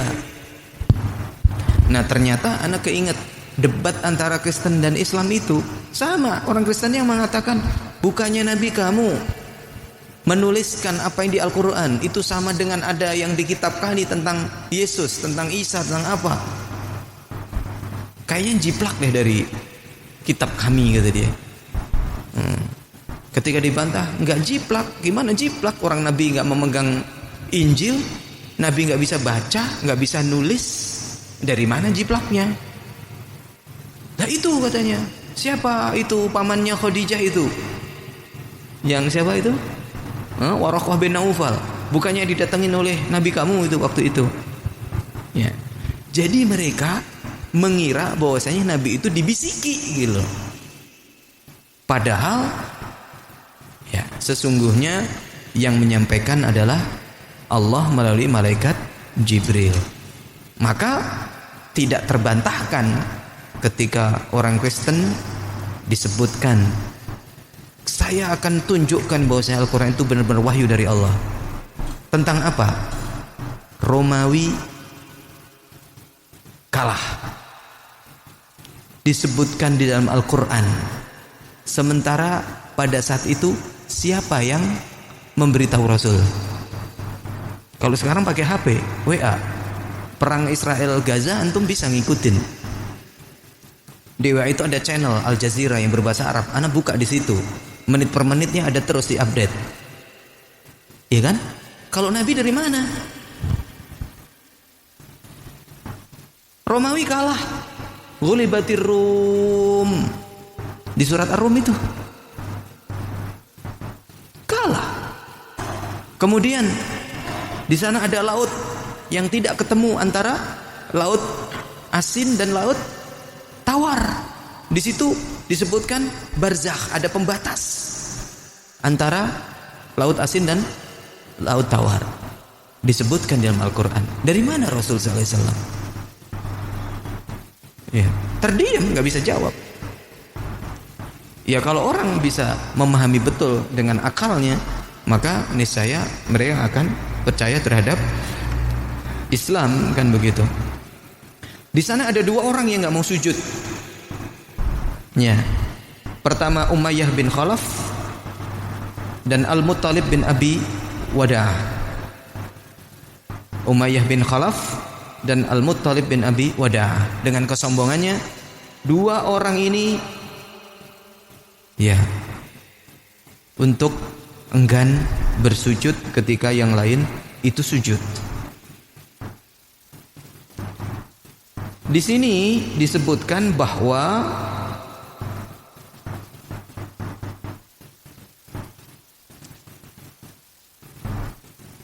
Al-Muttalib bin Abi Wada'ah yang tidak mau sujud pada saat itu, beliau masuk Islam. Maka dia cerita bahwa waktu itu ketika Nabi SAW membaca surat itu, dia termasuk orang yang tidak mau sujud. Setelah masuk Islam dia menyesal. Sebagai obat penyesalan dia, setiap kali membaca ayat sajdah dalam surat ini, surat apa? Surat apa? An-Najm, maka beliau tidak pernah meninggalkan untuk sujud tilawah. Nyesel. Adapun yang satunya Umayyah bin Khalaf, ya, maka dia tidak masuk Islam. Ya, yang masuk Islam adalah Al-Muttalib, ya. Di sana ada namanya riwayatnya. Nah, Ketika peristiwa ini terjadi, berita ini sampai kepada orang-orang yang hijrah ke Habasyah. Orang-orang yang hijrah ke Habasyah. Ya.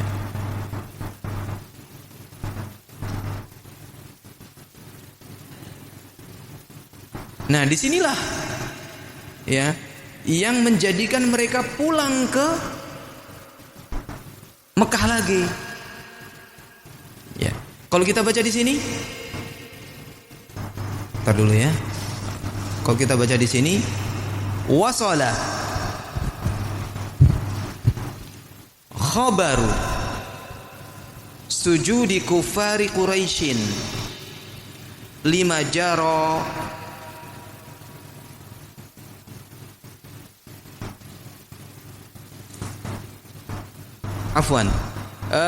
wasala khabaru sujudi kufari Quraisyin limuhajiri al-Habasyata limuhajiri al-Habasyati musyawwahan.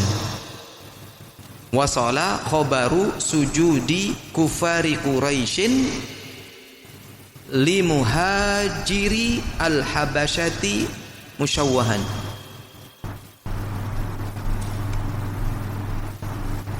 Wasala artinya sampai.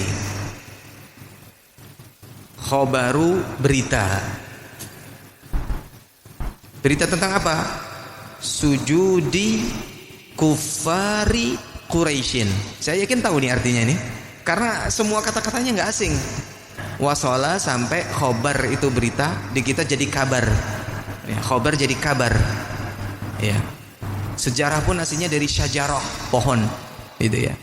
Wasala khobaru sampai berita sujudnya kufari Quraisy, orang-orang kafir Quraisy, li kepada muhajiri, orang-orang yang berhijrah, al-Habasyati, ya, ke Habasyah, musyawwahan, ya, dengan informasi yang salah. Paham? Jadi berita tentang sujudnya orang kafir Quraisy ini sampai kepada orang-orang yang hijrah ke Habasyah itu dalam kondisi informasi yang salah. Apa namanya? Hoax. Hoaxnya enggak terjadi. Kalau hoax kan berita bohong. Ini enggak bohong, tapi informasinya salah. Miskonsepsi. Apa? Miskomunikasi, nggak ada komunikasi. Misinformasi, nggak ada informasi. Ini miskonsepsi. Jangan pemahaman yang salah. Beritanya sampai udah beda gitu loh. Kan biasa begitu. Orang kita pakai WA aja dalam hitungan detik sudah beritanya beda gitu kan. Korbannya 10 tapi yang nyampe 25 kan bisa. Ini mah nggak ada sama sekali media. Beritanya nyampe dan salah informasinya. Salahnya di mana? Wahwa yaitu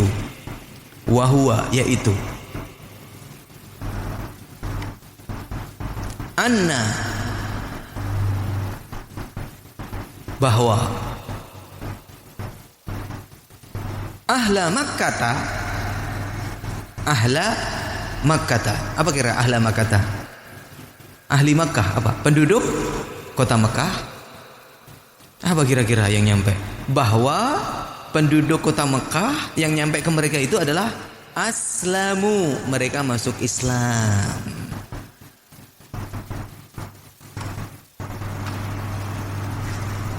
Memang asalnya mereka sudah terasing, rindu dengan kampung, rindu dengan keluarga. Informasinya yang nyampe adalah informasi yang indah. Apa? Penduduk Mekah masuk Islam. Padahal yang terjadi apa? Orang kafir sujud bersama Rasul karena kagum dengan ayat-ayat yang beliau bacakan di dalam surat An-Najm. Tapi yang nyampe Islam. Jadi informasinya ada, tapi nyampainya salah. faraja'a, maka pulanglah.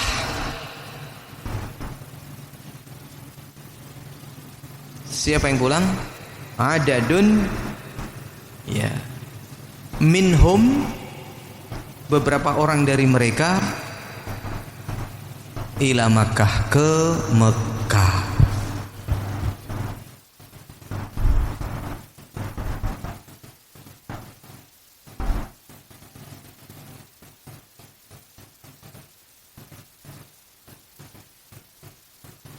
Dan ternyata mereka sebelum nyampe ke Mekah, informasi yang benar mereka dapatkan. Akhirnya ada yang kembali ke Habasyah dan ada yang lanjut pulang ke Mekah. Ketika pulang mereka pun gak berani terang-terangan, karena ternyata informasi yang mereka dapatkan yang orang Mekah masuk Islam itu tidak benar. Akhirnya mereka dalam kondisi takut. Di bulan apa pulangnya? Syawal. Ya, pulangnya di bulan Syawal ini. Mereka ngumpet-ngumpet. Dan ada juga yang mereka itu minta suaka kepada orang kafir Quraisy. Di antara yang minta suaka, ya, ke orang kafir Quraisy adalah, ya, Utsman bin Maz'un ini, ya.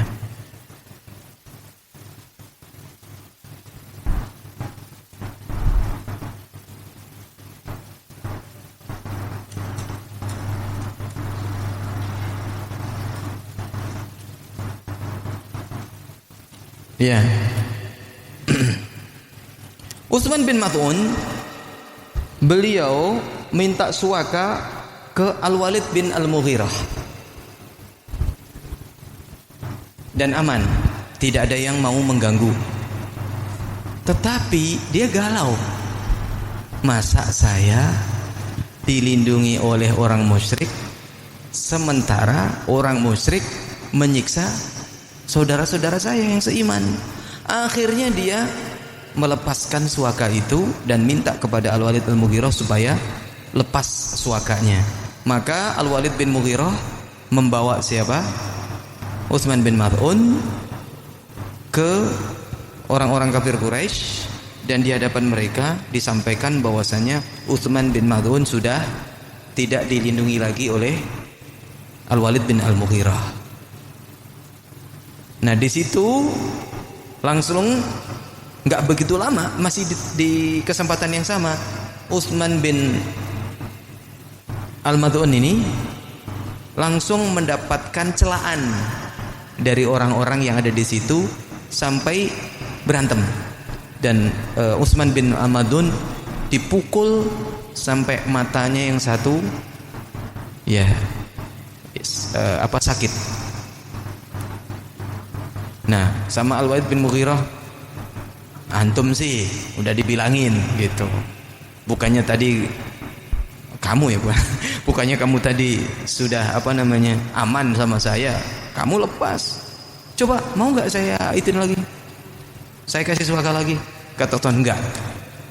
Saya walaupun begini tapi dalam rangka untuk memperjuangkan akidah, maka sesungguhnya saya akan diberikan suaka oleh Allah Subhanahu wa taala. Nah, dengan begitu Utsman bin Maz'un tetap, ya, tidak mendapatkan suaka dari Al-Walid bin Mughirah, ya, karena ditawarin nggak mau lagi, dan dia pun mengalami nasib seperti nasibnya para sahabat yang lain, di mana di situ penyiksaan demi penyiksaan terus berlanjut. Dan sudah adzan Isya, dan di slide 14 ini kita cukupkan, dan di pertemuan berikutnya jika Allah Subhanahu wa taala mengizinkan kita, maka kita pun akan membahas tentang masuk Islamnya Hamzah bin Abdul Muttalib, kemudian masuk Islamnya Umar bin Al-Khattab, para tokoh-tokoh ini, ya, masuk Islam. Kemudian nanti akan ada rayuan lagi, ya, dari orang-orang Quraisy agar Rasul sallallahu alaihi wasallam meninggalkan dakwahnya, ya. Ya, demi ya pokoknya dari tawaran, rayuan, siksaan, rayuan terus dilakukan oleh orang-orang kafir Quraisy diajli ya mematikan cahaya Allah, tetapi Allah Subhanahu wa taala ya bukannya malah memadamkan atau meredupkan, tetapi Allah Subhanahu wa taala malah menjaga cahaya itu dan menyempurnakannya. Wa akhiru da'wana alhamdulillahil alamin. Kalau ada kekurangan, ada kesalahan, saya mohon maaf, dan itu adalah dari kekurangan saya, dan kalau ada benarnya itu semata-mata dari Allah Subhanahu wa taala. Kita akhiri ya pertemuan kita ini dengan doa kafaratul majlis. Subhanakallahumma bihamdik asyhadu an la ilaha illa anta astaghfiruka wa atubu ilaik. Wassalamualaikum warahmatullahi wabarakatuh.